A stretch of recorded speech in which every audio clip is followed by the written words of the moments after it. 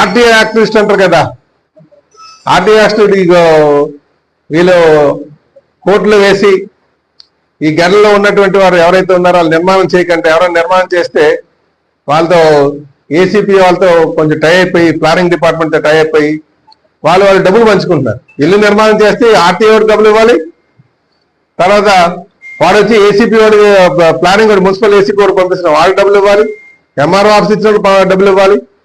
అంటే అందరికీ అన్ని తెలుసు, కాదు డబ్బులు వచ్చేసరికి హ్యాపీగా ఉంటున్నారు.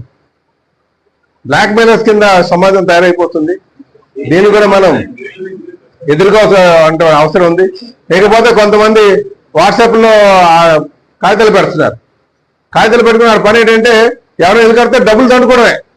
నేను మళ్ళీ చెప్తా, ఒక ఇల్లు కట్టేటప్పుడు కానీ ఎవరైనా డబ్బులు కానీ తీసుకుంటే, అదే రాజకీయ నాయకుల్లో ఉన్నటువంటి కావచ్చు, పేపర్లో ఉన్నటువంటి పేపర్ సమాజాన్ని ఉద్ధరిద్దామని చెప్పి పేపర్ పెట్టుకున్నటువంటి వాడు కావచ్చు, అధికారి బాధ్యతగా అది ఉద్యోగం చేస్తున్నటువంటి అధికారి కావచ్చు, వీళ్ళు ఎవరైనా సరే ఈ ఇల్లు కడుతున్నప్పుడు డబ్బులు దండితే వాళ్ళ మీద అష్ట దరిద్రాలను నెత్తి మీద కూర్చుంటాయి. ఇది నోట్ చేసుకోండి.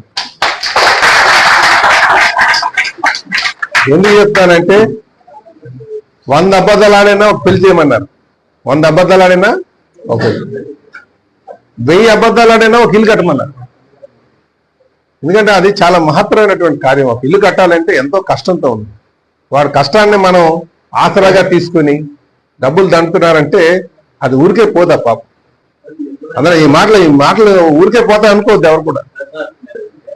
నిజమైన పేదవాడు, డబ్బు ఉన్నవాడు, డబ్బు లేనివాడు ఇవన్నీ కాదు. ఇల్లు కట్టినవాడి మీద పడేటువంటి హక్కు మనకు లేదు, అది పాపమే. ఇది మీరు గమనించారు. సాధారణ దొరకని మనకు ఇల్లు కట్టుకునేవాడి నించోబట్టాలి. జీవిత కాలంలో ఒక ఇల్లు కట్టాలంటే చాలా మందికి కోరిక. దానికి మనం ప్రోత్సహించాలి తప్ప మనకు ఆ ప్రతిబంధకాల కింద మార్పకూడదు. ఇది గుర్తుంచుకోండి అందరూ కూడా అని చెప్పి ఈ సందర్భంగా తెలియజేస్తాను.